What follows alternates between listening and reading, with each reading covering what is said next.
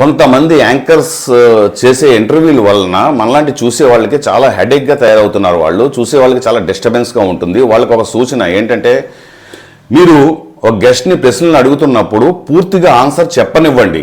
చెప్పకుండా సగం చెప్పేటప్పటికి దానికి అడ్డం పడిపోయి రెండో ప్రశ్న వేస్తారు, మూడో ప్రశ్న వేస్తారు, నాలుగో ప్రశ్న వేస్తారు, పూర్తిగా చెప్పనివ్వరు. ఇట్లాగా అడ్డం పడిపోతూ ఉంటారు. దాని వలన వాళ్ళ దగ్గర నుంచి మీరు అమూల్యమైనటువంటి ఆ సమాధానాలని రాబట్టలేకపోతున్నారు. మీరు ప్రశ్నలు అడిగేయడమే ధ్యేయంగా అనుకుంటున్నారు. అలా ఎందుకు అడుగుతున్నారు మీరు? ఒకవేళ మీకు టైం సరిపోకపోతే 10 ప్రశ్నలకు బదులు 5 ప్రశ్నలనే అడగండి. ఇంకొక 5 ప్రశ్నలకి ఇంకొక ఇంటర్వ్యూ చేయండి. ఆ విధంగా మీరు సెట్ చేసుకోండి.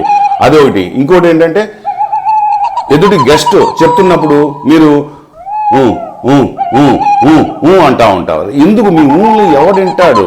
మీ ఊళ్ళు కాదు కదా, అక్కడ డిస్టర్బ్ అవుతుంది. మా ఎదుటి గెస్ట్ని నీట్గా చెప్పనివ్వండి. ఒక నవ్వుతూ అని అనండి అంతే. అంటే వాళ్ళ మాటలు మీరు వింటున్నట్టు జస్ట్ సిగ్నల్ ఇవ్వండి. మీరు తల ఊపో లేకపోతే ఒక చిరునవ్వుతోటి సిగ్నల్ ఇవ్వండి వింటున్నట్టు. అంతేగాని అనుకుంటూ ఉంటే ఎంత చండలంగా ఉంటుంది, చూసేవాళ్ళకి ఎంత డిస్టర్బెన్స్గా ఉంటుంది. ఈ మాత్రం ఎందుకు మీరు మర్చిపోతున్నారు? మీరు ఈ విధంగా ఊళ్ళు అంటాం మానండి.